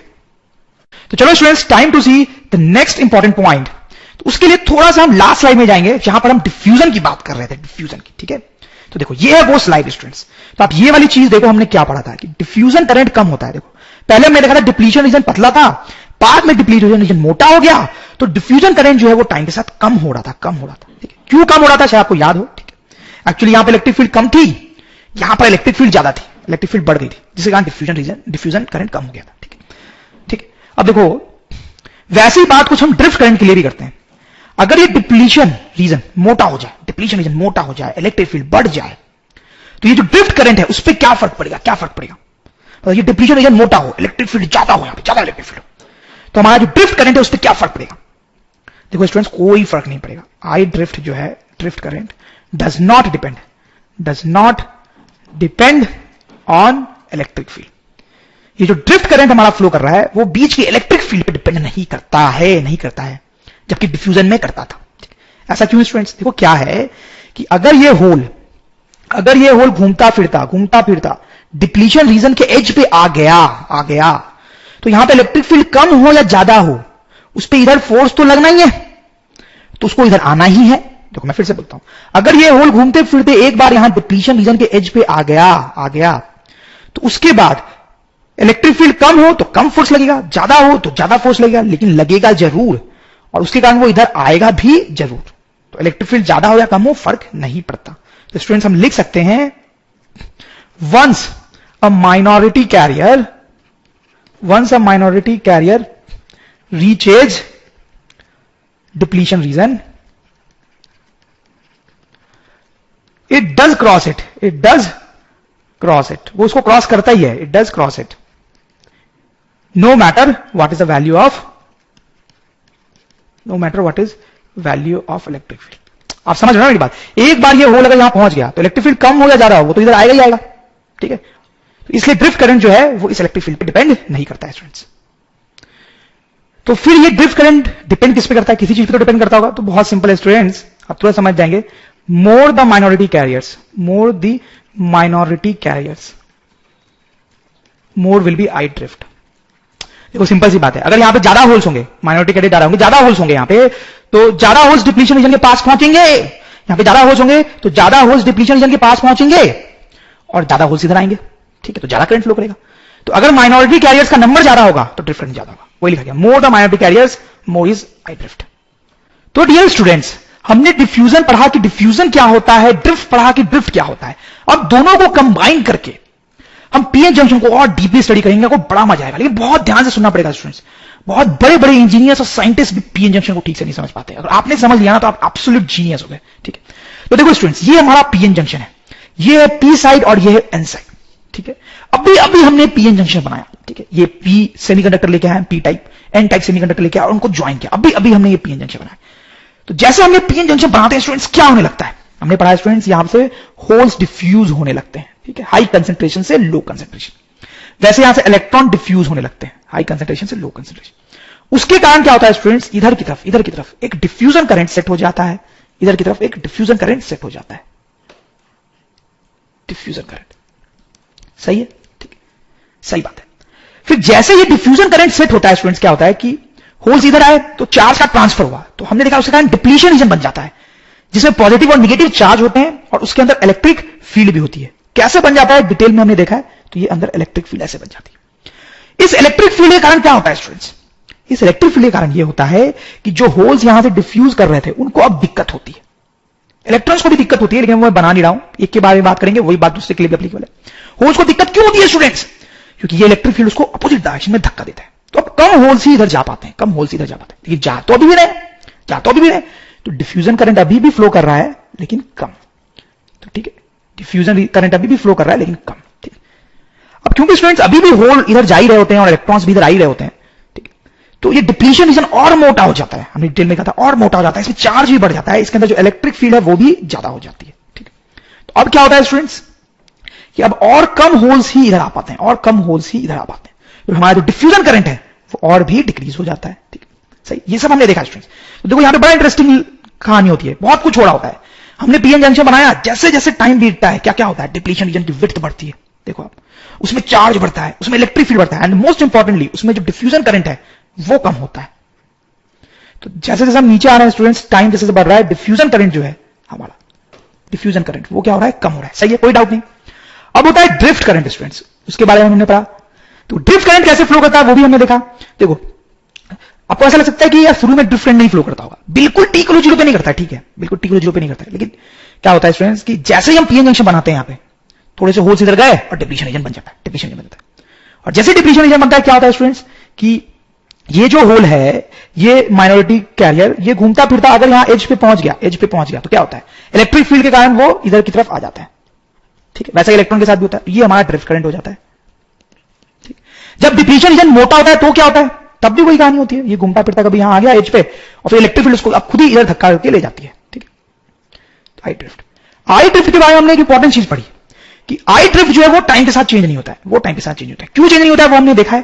तो आई ड्रिफ्ट जो है स्टूडेंट्स वो सेम रहता है। ठीक है, क्योंकि उसको डिप्लीशन रीजन की मोटाई से मतलब नहीं होता है। आई ड्रिफ्ट जो है होता है वो टाइम के साथ सेम रहता है स्टूडेंट्स। ठीक है, अब देखो स्टूडेंट्स यहां पे एक इंटरेस्टिंग सा हम ग्राफ बनाएंगे, आप ध्यान देना। Will make a graph here. ठीक है, एक्स एक्सिस पे मैं क्या कर रहा हूं स्टूडेंट्स, मैं टाइम प्लॉट कर रहा हूं और वाई एक्सिस पे मैं करंट प्लॉट करूंगा, करंट। जैसे सबसे पहले मैं डिफ्यूजन करंट की बात करता हूं। तो डिफ्यूजन करंट t = 0 पे बहुत होता है, डिफ्यूजन करंट t = 0 पे बहुत होता है। ठीक है, बहुत सारे होल्स और इलेक्ट्रॉन्स डिफ्यूज कर रहे होते हैं, लेकिन जैसे जैसे टाइम बढ़ता है वैसे वैसे हमने देखा है कि डिफ्यूजन करंट क्या होता है स्टूडेंट्स, कम होने लगता है। ठीक है, अब देखो ड्रिफ्ट करंट की अगर हम बात करें तो ड्रिफ्ट करंट कम होता है। ठीक है, ड्रिफ्ट करंट इनफैक्ट बहुत कम होता है शुरू में। तो क्यों कम होता होगा ड्रिफ्ट करंट स्टूडेंट्स, पहले मैं यहां पे लिख देता हूं कि I drift is much less than I diffusion initially. Initially जो है आई ड्रिफ्ट जो है बहुत कम होता है। ये भी इंपॉर्टेंट समझना कि आई ड्रिफ्ट क्यों कम होता है। आई ड्रिफ्ट तो कम होना ही है ना यार, वो तो माइनॉरिटी कैरियर से काम फ्लो कर रहा है। ध्यान दो, माइनॉरिटी कैरियर जब इधर जाते हैं तब होता है ड्रिफ्ट करंट। ये तो होते इतने कम है, तो इनके कारण ज्यादा करंट फ्लो कैसे कर सकता है, क्योंकि यहां पे इतने सारे होल्स हैं वो डिफ्यूज करते हैं। सोचो कितना करंट फ्लो करता हो, यहां पे एक होल है, इतने कम होल्स होते हैं, उसके अंदर बहुत कम ही करंट फ्लो करेगा ना। तो आई ड्रिफ्ट जो होता है इनिशियली बहुत कम होता है। रीजन भी हम देख सकते हैं as I drift flows due to minority carriers, क्योंकि वो माइनॉरिटी कैरियर्स के कारण फ्लो करता है जो कि बहुत कम होते हैं। ठीक है, पर स्टूडेंट वो कम जरूर होता है, लेकिन उसके बारे में खास बात यह है कि वो रहता कांस्टेंट है, वो चेंज नहीं होता कभी। वो चेंज नहीं होता। अब देखो आपको दिमाग में एक बहुत इंटरेस्टिंग चीज चली रही होगी कि आई ड्रिफ्ट सेम रहा है, लेकिन जो हमारा डिफ्यूजन करंट है वो टाइम के साथ तो कम होता जा रहा है स्टूडेंट्स। तो कम होते होते क्या होगा कि आई ड्रिफ्ट हमारा कांस्टेंट है, लेकिन डिफ्यूजन करंट हमारा कम हो रहा है। कम होते होते कभी ना कभी वो आई ड्रिफ्ट के बराबर हो जाएगा। ठीक, यहां पर आई ड्रिफ्ट तो कांस्टेंट रहा है, आई डिफ्यूजन कम हो रहा है जैसा कि हमने देखा। तो कम होते होते कभी ना कभी वो बराबर हो जाएगा। ये बड़ी इंटरेस्टिंग सिचुएशन होती है। यहां पर क्या होता है, that is what we want to see actually. तो सोचो कि वो जो सिचुएशन है वो हमने यहां पे ड्रॉ कर रखी है। ठीक है स्टूडेंट्स, तो यहां पे क्या है कि आई डिफ्यूजन जो है वो आई ड्रिफ्ट के बराबर है। ओके, देखो स्टूडेंट्स यहां पे क्या हो रहा होगा, डिफ्यूजन करंट कैसे फ्लो कर रहा होगा। हमें पता ही है कि यहां से होल्स जा रहे होंगे, कम जा रहे होंगे। ठीक है, क्योंकि ऑब्वियसली डिफ्यूजन करंट जो है वो कम हो गया है, बट जा तो रही है। तो इसके कारण जो है वो इधर की तरफ डिफ्यूजन करंट फ्लो कर रहा है। ठीक है, और ड्रिफ्ट करंट कैसे फ्लो कर रहा है, ये माइनॉरिटी होल्स के कारण स्टूडेंट्स वो इधर की तरफ जा रहे हैं। ठीक है, तो उनके कारण इधर की तरफ ड्रिफ्ट करंट फ्लो कर रहा है। ऑब्वियसली इलेक्ट्रॉन के कारण भी कर रहा है, बट हम उसको डिस्कस नहीं कर रहे हैं, वो आप खुद सोच सकते हो, उससे भी रिजल्ट यही आएगा। तो स्टूडेंट्स आप देखें हैं इधर की तरफ डिफ्यूजन करंट फ्लो कर रहा है और इधर की तरफ ड्रिफ्ट करंट फ्लो कर रहा है। दोनों अपोजिट डायरेक्शन में होते हैं, ये तो हमने पढ़ा है। दोनों अपोजिट डायरेक्शन में फ्लो कर रहे हैं और दोनों का मैग्नीट्यूड सेम है। इसका मतलब क्या है कि अगर मैं आपसे पूछूं कि नेट करंट कितना फ्लो कर रहा है तो आप क्या बोलेंगे, 0, क्योंकि जितना डिफ्यूजन करंट इधर है उतना ही डिफरेंट इधर है। तो इसका मतलब हम बोलेंगे स्टूडेंट्स की नेट करंट जो है, टोटल करंट जो है वो कितना है, 0। जबकि स्टूडेंट्स इससे पहले वाली जो सिचुएशंस थी उसमें नेट करंट किधर था, इससे पहले वाली जो सिचुएशंस थी स्टूडेंट्स उसमें डिफ्यूजन करंट ज्यादा था। ठीक है, यानी कि नेट करंट जो है वो इधर की तरफ था। तो इसके पहले ये जो सिचुएशन थी उसमें नेट करंट जो है वो इधर की तरफ फ्लो कर रहा था, नेट करंट इधर की तरफ फ्लो कर रहा था। लेकिन यहां पे नेट करंट जो है स्टूडेंट्स वो 0 हो गया है। इसका मतलब ये भी है students, no net transfer of charge, no net charge transfer, ये कोई चार्ज नेट ट्रांसफर नहीं हो रहा है। क्योंकि देखो जितने होल्स इधर जा रहे होंगे उतने होल्स इधर आ रहे होंगे, तो अब कोई नेट ट्रांसफर ऑफ चार्ज नहीं हो रहा है। क्योंकि जितने 5 होल्स अगर इधर गए डिफ्यूजन के कारण, तो 5 ही होल्स अब इधर आ रहे होंगे ड्रिफ्ट के कारण। तो नो नेट चार्ज ट्रांसफर, क्योंकि पहले ऐसा नहीं हो रहा था। यहां तक क्या हुआ था, नेट चार्ज जो इधर की तरफ जा रहा था, नेट चार्ज का ट्रांसफर हो रहा था, क्योंकि एक करंट जो है वो दूसरे से जाता था। यहां पे नेट कोई चार्ज का ट्रांसफर नहीं हो रहा है। इसलिए स्टूडेंट्स यहां पे ये भी होगा कि अब width of depletion region constant हो जाएगा, विड्थ ऑफ डिप्लीशन रीजन जो है वो कांस्टेंट हो जाएगा। अब डिप्लीशन रीजन का जो विड्थ है वो बढ़ेगा नहीं। तो वेरी इंटरेस्टिंगली क्या हो रहा है स्टूडेंट्स, जब हम पीएन जंक्शन बनाएंगे तो जैसे जैसे टाइम बीतेगा, जैसे जैसे टाइम बीतेगा, डिप्लीशन रीजन का विड्थ बढ़ता जाएगा, बढ़ता जाएगा, बढ़ता जाएगा, डिप्लीशन रीजन का विड्थ बढ़ता जाएगा। लेकिन फाइनली डिप्लीशन रीजन का विड्थ जो है स्टूडेंट्स वो कांस्टेंट हो जाता है। फाइनली डिप्लीशन रीजन का जो विड्थ है वो कांस्टेंट हो जाता है, और वो तब होता है जब डिफ्यूजन और ड्रिफ्ट करंट एक्चुअली में बराबर हो गए होते हैं। सही है स्टूडेंट्स, ठीक है। तो यानी कि क्या होगा, जब हम पीएन जंक्शन बनाएंगे तो बनाने के बाद बहुत सारी एक्टिविटी होगी, डिप्लीशन रीजन बढ़ता रहेगा, लेकिन थोड़ी देर बाद डिप्लीशन रीजन का विड्थ कांस्टेंट हो जाएगा, width of depletion region becomes constant. और ये जो सिचुएशन होती है स्टूडेंट्स, इसको हम बोलते हैं dynamic equilibrium. Dynamic equilibrium, equilibrium. देखो इक्विलिब्रियम क्यों बोल रहे हैं इसको, क्योंकि अब फर्दर कुछ चेंज नहीं हो रहा है। अब फर्दर कुछ चेंज नहीं हो रहा है। पहले डिप्लीशन रीजन की विड्थ चेंज हो रही थी, ड्रिफ्ट करंट चेंज हो रहा था, अब कुछ वैसा नहीं हो रहा है। अब डिप्लीशन रीजन की विड्थ कांस्टेंट हो गई है, ठीक है। नेट करंट भी जीरो हो गया। तो इक्विलिब्रियम का मतलब वही होता है, ऐसी सिचुएशन की अब कुछ चेंज नहीं हो रहा। तो अभी जो दिख रहा है ना आपको, अब वैसा ही दिखेगा पीएन जंक्शन। 1 घंटे बाद भी दिखेंगे तो इतना ही मोटा डिप्लीशन रीजन दिखेगा, ठीक है। तो इसलिए इसको इक्विलिब्रियम बोलते हैं। डायनेमिक इक्विलिब्रियम क्यों बोलते हैं इसको, देखो डायनेमिक इक्विलिब्रियम इसलिए बोलते हैं क्योंकि देखो बाहर से कोई लेमैन अगर इसको देखेगा इस पीएन जंक्शन को, तो उसको देखने में लगेगा कि डिप्लीशन रीजन का विड्थ कांस्टेंट है, करंट भी फ्लो नहीं कर रहा है, कुछ नहीं हो रहा है, उसको लगेगा कुछ नहीं हो रहा है। लेकिन हमें तो पता है कि बहुत कुछ एक्चुअली हो रहा है। अभी भी डिफ्यूजन करंट फ्लो कर रहा है, ड्रिफ्ट करंट फ्लो कर रहा है। वो तो ये बात है कि दोनों एक दूसरे को कैंसिल कर रहे हैं, इसलिए नेट करंट जीरो है, लेकिन फ्लो तो दोनों कर रहे हैं। तो बाहर से ऐसे लगेगा कि यार कुछ नहीं हो रहा, कोई करंट फ्लो नहीं कर रहा, बट अंदर में तो दोनों करंट फ्लो कर रहे हैं, इसलिए इसको बोलते हैं डायनेमिक इक्विलिब्रियम, ठीक है। डायनेमिक इक्विलिब्रियम मतलब कि आप बाहर से देखोगे तब कुछ होता हुआ दिखाई नहीं देगा आपको, बट एक्चुअली अंदर में काफी कुछ तो हो रहा है, ठीक है। तो this is called dynamic equilibrium. तो स्टूडेंट्स फाइनली जैसा मैंने आपको बताया, फिर से मैं रिपीट करता हूं कि पीएन जंक्शन हम बनाते तो उसके बाद डिप्लीशन रीजन का विड्थ बढ़ता है, बढ़ते बढ़ते ये कांस्टेंट हो जाता है। ये पूरी सिचुएशन अब कांस्टेंट हो गई है, इसमें कुछ चेंज नहीं होने वाला है, जो यहां हो रहा है वही होता रहेगा। तो इस टाइम पे आप देखो एक पोटेंशियल डिफरेंस क्रिएट होगा इस डिप्लीशन रीजन के क्रॉस। इलेक्ट्रिक फील्ड जो है वो ऐसे है, तो पोटेंशियल डिफरेंस का ग्राफ कुछ इस तरह से बनेगा स्टूडेंट्स, ठीक है। जैसे जैसे हम इलेक्ट्रिक फील्ड के अपोजिट डायरेक्शन में जाएंगे, पोटेंशियल क्या होगा, बढ़ेगा, ठीक है। और ये जो डिफरेंस होगा इसको हम वी भी लिख सकते हैं, और इसको क्या बोलेंगे, पोटेंशियल बैरियर। इसको इक्विलिब्रियम पोटेंशियल बैरियर भी बोल सकते हैं, क्योंकि इक्विलिब्रियम पे अब यही पोटेंशियल बैरियर रहता है।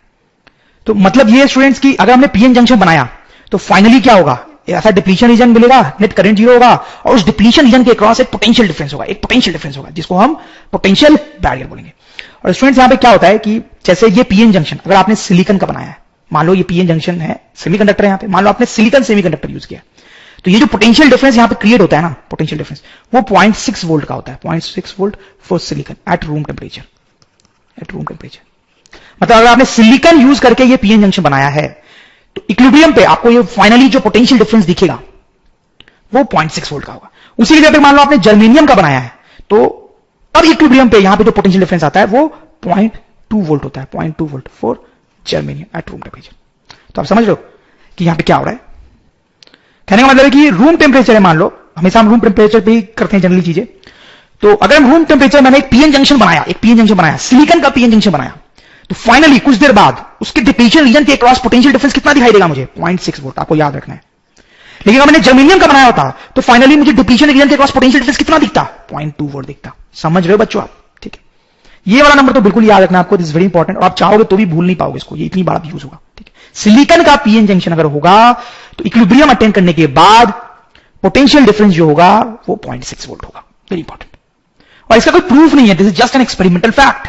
अगर आपको यह वीडियो अच्छा लगा हो तो कृपया इसे लाइक करें। डेली ऐसे ही वीडियो देखने के लिए चैनल को सब्सक्राइब करना ना भूलें और बेल आइकन दबाना भी ना भूलें, ताकि आपको नए वीडियो की जानकारी तुरंत मिलती रहे। और अगर आपको लगता है कि आपके दोस्तों को भी इससे फायदा हो सकता है तो उनके साथ भी शेयर करें।